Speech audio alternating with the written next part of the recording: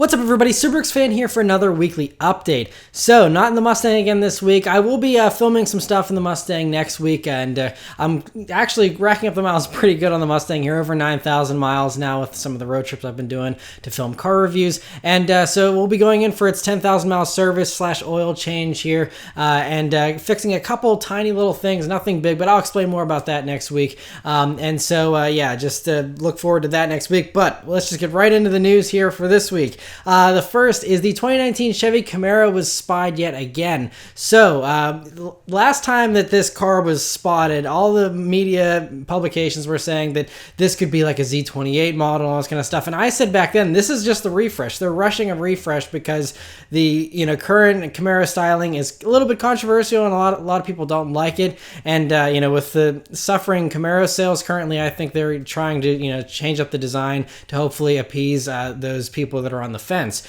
So we see this car out spied again. It's got this huge false front nose on it, but I wish that was actually kind of close to production, because it reminds me of the third gen Camaros there from the 80s, and I think actually would look kind of cool with some heavily hooded headlights or something like that. But I don't think that's what we're seeing. This is just very heavy camouflage to really hide the front end. And some publications are saying this is a lightly updated fascia, but if you have this heavy of camouflage, it's not lightly updated. This is a heavy change to the front, because you look at the 2018 Mustang when that was spied running around, they had your typical bag camouflage over the front end there, but it wasn't this deep and thick and enormous. And so they must be really changing something with the shape of the nose or something, that they need to have a long front end protruding out that far to hide some stuff. So really interesting to see them working on that. You can also see the taillights in the back are kind of tweaked, and those are probably still pre-production taillights based on how unfinished they look. But it looks like they're also working on reworking the back end as well, which is the spot that I think needed the most improvement personally. So, as far as when we're actually going to see this refresh, the likely bet is the Detroit Auto Show here next January, and then that'll be revealed early 2018 for the 2019 model year, which would make the most sense. Other things, they're saying there could be a mild horsepower bump here for 2019, maybe to keep up with whatever the 2018 Mustang horsepower ends up being, because they're probably going to try and outdo each other. So we'll just have to wait and see. It's also possible to most likely get the 10-speed automatic out of the ZL1 and the Corvette as well. And so that's something that, is also fairly likely. But yeah, so we'll just have to wait and see. But I'm really curious to see what they end up doing with this front nose, because it looks like they got some big changes underway. Another Chevy vehicle that was spied testing a refresh was the 2019 Chevy Malibu, which, as you can see there, certainly has a lot of changes to the back end as well. But the front end is another thing that not everyone loved the styling of the front end of the Malibu. And I thought it was okay, but wasn't really great either. So hopefully this helps to fix that and make it look a little bit better as well. So cool to see that spied. Another vehicle that was spied was the Rover Velar SVR. So, the Velar was just revealed here a month ago at Geneva, and now we're seeing a high-performance SVR version already testing, and it was actually spied in some places testing alongside an F-Pace SVR. They kind of share similar platforms. They're obviously completely different bodies, and, all the interiors and stuff are different, but, so they're kind of testing together, and so very exciting to see that, and it's just awesome that they're so quick. Jag is still so quick to bring out the really high performance models. They don't keep people waiting, and I really wish that whoever's running Jaguar would go and run Subaru so that we could have a BRZ STI finally, instead of making us wait 5 years and it never showing up. But yes, anyway, a little side rant there, but awesome to see that, and great to see that Jaguar and Land Rover are continuing with their awesome performance-oriented lineups. Another performance-oriented vehicle that actually just set the front-wheel drive Nurburgring lap record is the 2017 Civic Type R. So they did a record lap of 7 minutes 43.8 seconds. And so that beats the the previous king, which was the Volkswagen GTI Club Sport S, which was the really stripped out, no backseat GTI, only for Europe, and that was the king until now. So now the Type R has the crown, and they said to do this lap time, they had to add in a roll cage for safety purposes, but they said that since the roll cage added extra weight, they removed the radio and back seats to even it out. So they say it should be about the same weight as a stock Civic Type R, and so that's why they think it's kind of fair to do it that way. Again, it's a Nurburgring lap time. How many of you are actually going to go on the Nurburgring and have the same skill as Honda test drivers to make that lap? No one. So, I mean, it's the whole thing of, are these lap times even really important? I mean, it's cool for bragging rights, but beyond that, but they did say they did it on street legal tires as well, so it's not like they're trying to have any kind of unfair advantage here. So anyway, a cool, bragging right to have at least there for Type R owners. Another vehicle that was spied, going back to spy shots, was the BMW M5. The new version here was spied actually just by a Motor Trend photographer out on the California highway while they're sitting in traffic, and this thing just rolled up. And so we get just one shot there at the front and a few shots at the back, and looks good. Looks exactly like how you would expect the M treatment to go for the new 5 Series, and does look good. We're hearing it's going to probably have all-wheel drive, obviously have more horsepower than ever before, and not have a manual. We know that also for certain. It's only going to be automatic or dual clutch, whatever they decide to go with. But anyway, cool to see that spied running around.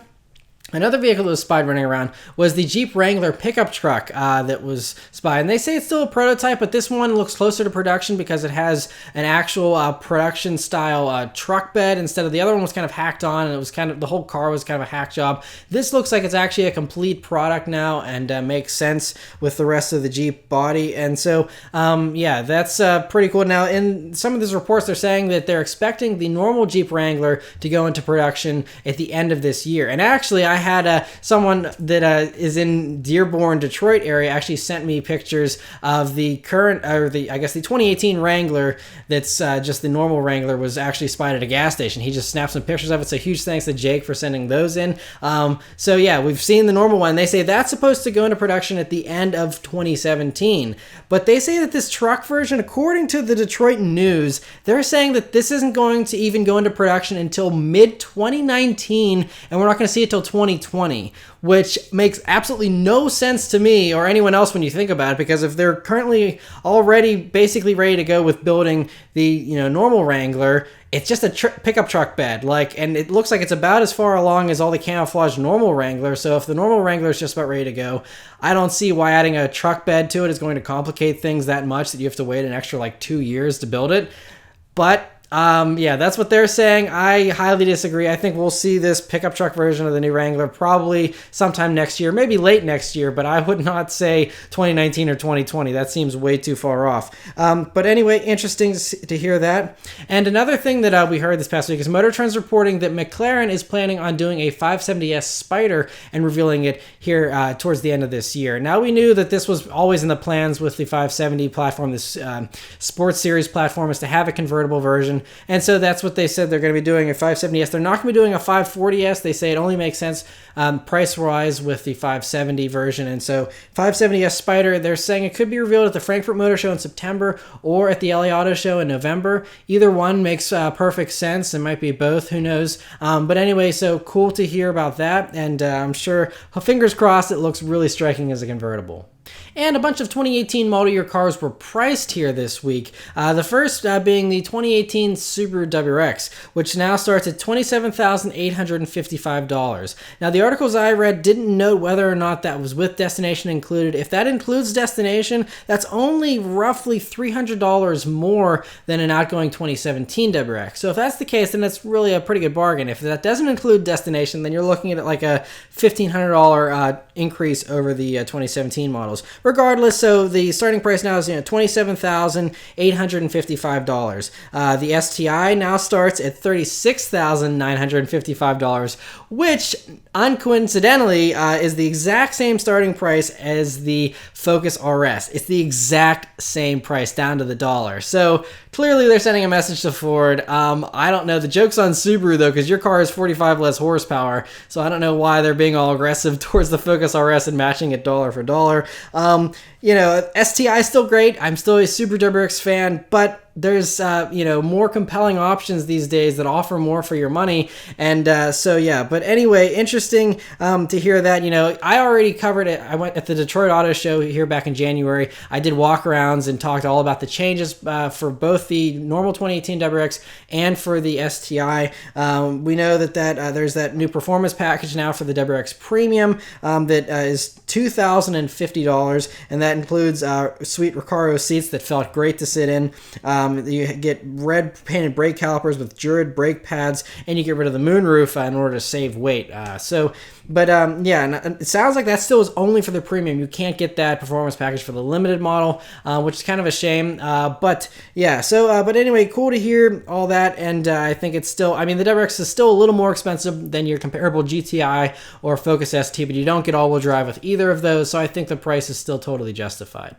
Another vehicle that was priced this week was the Genesis G80 Sport. Now, used to be the Hyundai Genesis, now the Genesis G80. So this Sport version, if you missed it whenever they revealed all the details about this, I believe that was at the Detroit Auto Show. This Sport version has a twin-turbo V6, 3.3 liters, does 365 horsepower, 376 pound-feet of torque, and it's that combined with some suspension upgrades, and what you can see is a more aggressive front and rear fascia, which I think it actually makes the Genesis looks so much better. Looks awesome. But they kind of priced this thing at a disadvantage. So they announced the pricing for it here. And if you want just a base model with rear-wheel drive, it still comes very nicely equipped with a base model Genesis. But it's going to be starting at $56,225. And you can get all-wheel drive on any of the Genesis models now for an extra $2,500. So yeah, nice to have that. But here's the problem with that price, is that they still offer the V8 Genesis G80. And that one is going to be only $57,975. So, and you can also add all-wheel drive to that for $2,500. So it's only $1,700 more to go from 365 horsepower twin turbo V6 to a 420 horsepower 5-liter V8 for $1,700 more. Like, who wouldn't take that? Yes, with the V8 version, you don't get the sport's unique suspension tuning and, the cooler looks. But if you really are looking for performance, and that's what sport buyers I think would want, you're going to want the more higher horsepower version. So I don't know, that really makes the sport version not make any sense, which I don't know why they priced it like that. And if you want to even make matters worse, all 2018 models are more expensive than outgoing models. So what you really should do is just buy a 2017 model if you're interested in these things, because the 2017 V8 model is only $55,500. So in the end there, you end up saving yourself, almost $3,000 there over the 2017 versus 2018s. I love, back when it was the Hyundai Genesis sedan, I reviewed this new version here with the V8 a couple of years ago, and it's fantastic. And I'm sure the Sport feels better with the suspension tuning, but the suspension was really surprisingly good in the standard V8 Genesis sedan. And so I don't think it really needed much improvement, honestly. I really enjoy driving it, and so I think that's still the bargain to do, is just stick with the normal Genesis and save yourself a bunch of money. Another vehicle that was priced this week was the 2017 Nissan Rogue Sport. Yes, 2017. I guess they're going to do a very short little run, 2017s before the 2018s. So as far as the pricing for these, it's very affordable. It's going to come in, the Rogue Sport is supposed to be a cheaper, smaller version of the Rogue, essentially. It's got a shorter platform and stuff. Anyway, they're going to be starting at only $22,380, and that's for the base model S that has front-wheel drive. And so that's about $2,400 less than a comparable base Rogue. So a good amount of savings whenever you're talking about something in this price range. And each trim level for these, they're about $2,000 less comparable trim to trim over the normal Rogue. But the Rogue Sport S, for that $22,000 price, is pretty sparsely equipped. You get air conditioning, a 4-speaker stereo, USB and Bluetooth connectivity, which everyone expects these days in a car for 2017.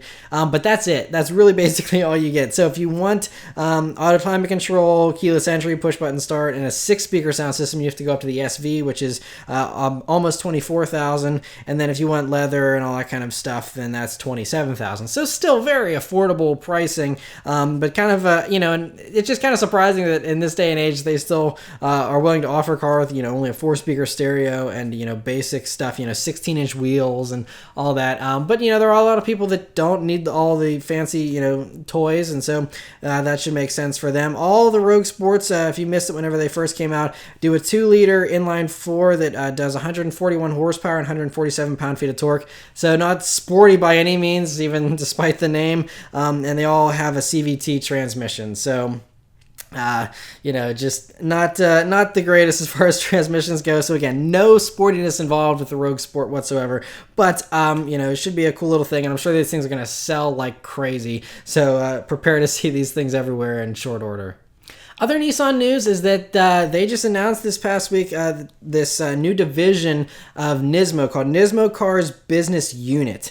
And so they basically said they want to add a ton more NISMO models to the Nissan lineup. And I think they kind of want to apply the same kind of theory that AMG does for Mercedes, where it's like, sure, we can just have an AMG version of every single car we make, which is great, except for Nissan, you have like the Pathfinder, you have the Titan, which could be cool if they did a Nismo version of that, but you also have, the Maxima, Altima, but then you have like this Rogue Sport that I was just talking about, the normal Rogue. I'm not sure how well those would actually, fit with the Nismo thing. It could just be a branding type of deal. We know that the Nismo version of the Sentra doesn't add any more power over the SR Turbo and just gives you a sportier styling and, different interior bits and, a little bit of an upgraded suspension and stuff, but not a huge change. So that's really all I would expect out of this new NISMO division is, cooler looking, slightly upgraded handling vehicles, probably no additional power. But who knows, maybe they'll surprise us. I just wish Nissan would actually, there's rumors they're working on a new Z, but I wish they would actually make real progress on a Z, show us some concept cars, and actually, that's the sporty vehicle. If you want to have sportiness, bring back your sports car instead of having the 370Z just, rot away, being 9 years old now or whatever. That's what they need to do if they want to increase their, sportiness image, is actually put out a modern sports car aside from the GTR, which is priced out of any other Nissan buyer's budget. So anyway, side note, but yes, so look for more Nissan models soon. And the last news story is some very interesting remarks that were made here by a BMW executive this past week. So, talking with Wheels, which I guess is a publication, BMW M sales and marketing boss Peter Quintus was talking about the future of the manual transmission, how he thinks that its future won't last much longer and it's going to be dying off in the next few years. And so he's quoted as saying, basically, I think it's 6 or 7 years before there will be no manual transmission. He's talking about, in the BMW range. Unfortunately, because we still have fans who want manual shift in their cars. So he says 6 or 7 years before there is no manual transmission BMW offered. Now, again, this is just him talking, to a magazine. This isn't an official statement or, plans or anything, but that's just what he's saying. And he's kind of running the sales and marketing. So I think that makes sense. If he's saying that, then that's probably what's going to happen for BMW. Currently there's only manuals in the M2, M3, and M4. We know the new M5 and M6 aren't getting manuals. They're not offered currently.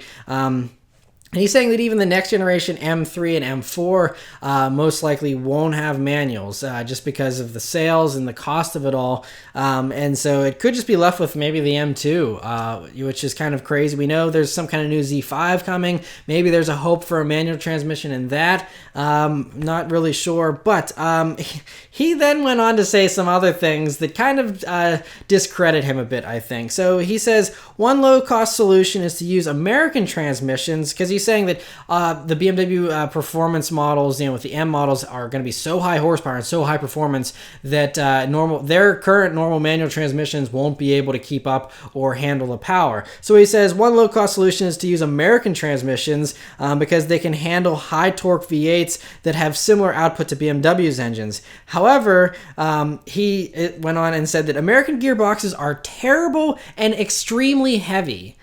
So maybe he means heavy as far as the actual weight of the unit, not the, heaviness of the shifting action and things like that. But he says they're terrible. I think he's drinking the BMW Kool-Aid. I personally am not in love with BMW manuals to begin with. I'm sure there's lots of people out there that are, and I'm not dissing BMW manuals, but to say there's no good American manual transmissions is just dead wrong. Anyone that's driven a Shelby GT350 will agree that that's a good transmission. The Tremec in those is awesome. Even the Camaro and the Corvette's manual transmission is spectacular. It is a little bit heavier. It requires a little more muscle, but it's not unusable or terrible by any means. And it's not just me saying this either. all the other publications, Motor Trend, whoever, most of them don't complain about the shifting action in, Camaros and stuff like that. Even the MT82 transmission in my Mustang GT, I know in the past the MT82s weren't the greatest, but in the past few years here, they've really improved them. I haven't had any issues with mine, and I love the way that it feels stock. It's a super slick, smooth shifter without any kind of issues, and I think it's a fantastic transmission. So I'm not sure where he's getting this or when the last time was that he drove a manual transmission American vehicle. But clearly he's a little out of touch here with reality, if that's what he's saying. Other things, he says that even the dual clutch transmission isn't safe. He says that in the past, the shifting speed of a dual clutch transmission was much faster, and it was a much lighter transmission as well. But he says we can do the same shifting times now with an automatic. We've seen that with the ZF8 Speed. They're fantastic. And he says that also weight reduction is something they've improved a lot on these modern automatics over the past few years as well. So he was hinting in this interview that he said that even DCT transmissions, the dual clutches, might not last more than 10 years. So it could just be everything is a torque converter automatic. If that's the fastest shifting, no one wants to shift manually anymore, then that's just what they're going to do. And, not to go off too much of a tangent here, but, BMWs, everyone's been saying how they're getting heavier, they're getting bigger, they've lost touch, they're not what they used to be, they're not the ultimate driving machine anymore. That's just what I've been hearing from others. I personally still love them. I really enjoyed the M4. I enjoyed the M3. The 2 Series was great. The 235i. They're all great cars. I like them a lot. But I'm kind of concerned about this direction that BMW is going in. If they're going to get rid of the manuals, even Porsche has reintroduced manuals, and they're seeing a resurgence. But the bottom line here is, if they sell, I don't think they're going to kill them off. They're not going to kill off something that's profitable and that makes customers happy. So I think it's just one of those things where you have to vote with your checkbook. If you want manual transmissions, if we want to save the manuals, we have to buy the manuals and not buy used manuals, because used manuals aren't what's being reported to these marketing people. We need new car sales of manual transmissions to drive that number up, to say, okay, we want manuals in brand new cars, and going out and physically buying them instead of just saying we love them. Because I think if everyone actually sticks to it and buys manual transmissions, we have a hope of saving them. But there's so many people that sit in rush hour traffic, it doesn't make any sense. The dual clutches and automatics are very, very good these days. So it's a very tough, decision. But who knows? I mean, we know with electric cars, if those end up eventually taking over anyway with the emissions and stuff like that, obviously you can't have a manual transmission electric car either. I mean, I guess you technically might be able to, but no one does. So, I mean, I think the manual's days sadly are numbered. It just depends on how long. I don't know if 6 or 7 years is accurate. Could be a little bit longer than that, but yeah. We'll just have to wait and see. Enjoy your manuals and enjoy the times we have now. We're living in some awesome days of enthusiast vehicles. And but anyway, not to end on a sad note here, but yeah. So anyway, go out and enjoy your manual transmissions, those of you that have them. Thank you guys very much for watching, and I'll see you next week. Take care.